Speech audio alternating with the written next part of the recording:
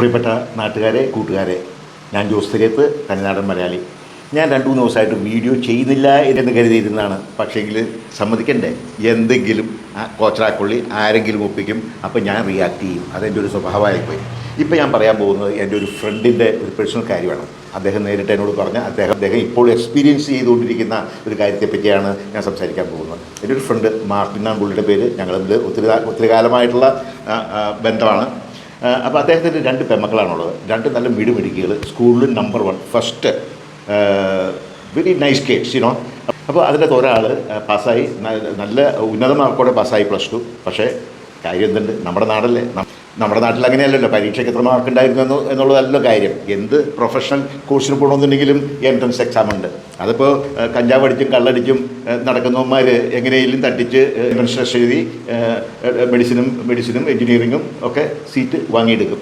ഈ പാവപ്പെട്ട പിള്ളേർ ഈ ടോപ്പ് മാർക്ക് മേടിച്ച് അവർ കുത്തിയിരിക്കും. അപ്പോൾ അതുകൊണ്ട് നമ്മുടെ സാധാരണക്കാരിപ്പോൾ ചെയ്യുന്നതന്നെയാണ്, നമ്മുടെ പിള്ളേരെ എന്തെങ്കിലും പഠിക്കണമെന്നുണ്ടെങ്കിൽ വിദേശത്തേക്ക് വിടും. അപ്പോൾ ഈ കുട്ടി നല്ല സ്മാർട്ട് കുട്ടിയാണ്, ഞാൻ അറിയുന്ന കുട്ടിയാണ്. അപ്പോൾ ഈ കുട്ടി എന്ത് ചെയ്തു, പഠിക്കാനായിട്ട് പണ്ട് കാലത്തുണ്ടല്ലോ നമ്മൾ യുക്രൈനിലേക്ക് വിടുമായിരുന്നു, അതുപോലെ മറ്റ് രാജ്യങ്ങളിൽ ഈസ്റ്റേൺ യൂറോപ്യൻ രാജ്യങ്ങളിലേക്ക് അവരെ വിടുമായിരുന്നു. അവിടെ റീസണബിൾ കോസ്റ്റിന് അവിടെ പ്രത്യേകിച്ച് മെഡിസിൻ പഠിക്കാമായിരുന്നു. അപ്പോൾ യുക്രൈനിൽ ഇപ്പോൾ അത് കുളമാക്കി റഷ്യ അറ്റാക്ക് ചെയ്ത് അതാകെ നശിപ്പിച്ചു. ഇപ്പോൾ ജനങ്ങൾ പോകുന്നത് ഇപ്പോൾ ജോർജിയ, അർമേനിയ, കസാഖസ്ഥാൻ, ഉസ്ബെക്കിസ്ഥാൻ എന്നൊക്കെ പറയുന്ന സ്ഥലങ്ങളിലേക്കാണ് പോകുന്നത്. എനിവേ, എൻ്റെ ഈ ഫ്രണ്ടിൻ്റെ ഈ മാർട്ടിൻ്റെ മകള് അർമേനിയയിലാണ് പഠിച്ചുകൊണ്ടിരിക്കുന്നത്. 3rd ഇയറാണ് medicine. ആ കുട്ടിക്ക് അപ്പോൾ ഇപ്പോൾ അവധിയാണ്, നാട്ടിലേക്ക് വരണം.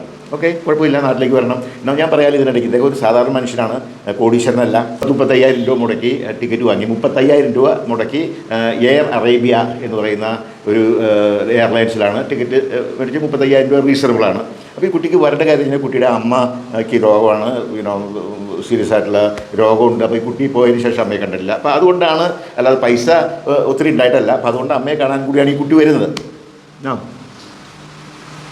കുട്ടി വരാനിരുന്ന് 23-ാം തീയതിയാണ്. 23-ാം തീയതി ടിക്കറ്റ് ബുക്ക് ചെയ്ത് ക്യാഷും കൊടുത്തു, ടിക്കറ്റ് പർച്ചേസും ചെയ്തു. നിങ്ങൾ കേൾക്കണം, ടിക്കറ്റ് പർച്ചേസും ചെയ്തു.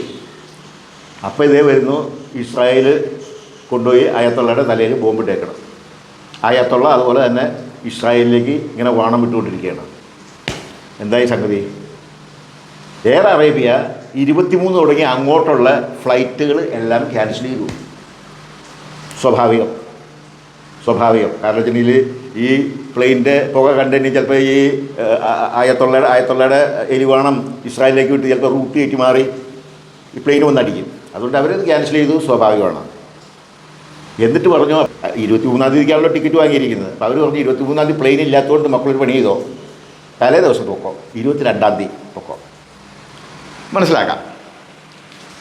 പക്ഷേ ഒരു 15,000 രൂപ എക്സ്ട്രാ കൊടുക്കണം അത്രേ. ഇങ്ങനെയുള്ളൊരു പൂത്താരം നിങ്ങൾ എവിടെയെങ്കിലും കേട്ടിട്ടുണ്ടോ? അപ്പോൾ ഈ എയർലൈൻസ് അവരുടേതായിട്ടുള്ള കാരണം കൊണ്ട്, ഈ കുട്ടിയുടെ ഇതുകൊണ്ടല്ല, അവരുടേതായിട്ടുള്ള കാരണം കൊണ്ട് ഫ്ലൈറ്റ് ക്യാൻസൽ ചെയ്തിട്ട് വേറെ ഫ്ലൈറ്റിന് പോകണമെന്നുണ്ടെങ്കിൽ എക്സ്ട്രാ രൂപ കൊടുക്കണമെന്ന്. ഇതെവിടുത്തെ നീതിയാണ്? ഇതെവിടുത്തെ ന്യായമാണത്? ഇപ്പം ഞാൻ വന്നു കഴിഞ്ഞ ആഴ്ചയിൽ എൻ്റെ ഫ്ലൈറ്റ് 4 മണിക്കൂർ ലേറ്റ് ആയപ്പോഴത്തേക്കും എനിക്കവർ ലഞ്ചിന് വൗച്ചർ തന്നു. $30 ലഞ്ച് വൗച്ചർ, ഈ 4 മണിക്കൂർ ലേറ്റ് ആയതുകൊണ്ട്. അതുപോലെ തന്നെ ഞാൻ ആ ലേറ്റായ പ്ലെയിൻ അബുദാബിയിൽ എത്തിയപ്പോഴത്തേക്കും എൻ്റെ കണക്ഷൻ ഫ്ലൈറ്റ് കൊച്ചിക്കുള്ളത് വിട്ടുപോയി.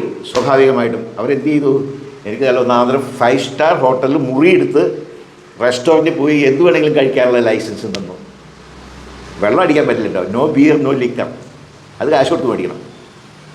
പക്ഷേ അപ്പോൾ എയർലൈൻ്റെ കുറ്റം കൊണ്ട് എന്തെങ്കിലും ക്യാൻസലാകുമോ ലേറ്റാകുമോ ചെയ്തിട്ടുണ്ടെങ്കിൽ അത് കർമ്മം, അതവർ വൈകേണ്ടതാണ്. അതിനും പകരം ഈ പാവങ്ങൾ, അതായത് ഒരു രക്ഷയിലായിട്ട് ഇതുപോലുള്ള രാജ്യങ്ങളിൽ, ജോർജിയയിലും അവിടെയൊക്കെ പോയ രാജ്യങ്ങളിൽ പോയേക്കണ പിള്ളേരെ ഈ ഫ്ലൈറ്റ് അവരുടെ കാരണം കൊണ്ട് മാറ്റി വെച്ചിട്ട് അവർക്ക് എക്സ്ട്രാ ചാർജ് ചെയ്യുന്ന വെച്ചിട്ട് തെമ്മാടിത്തരമല്ലേ ഇത്?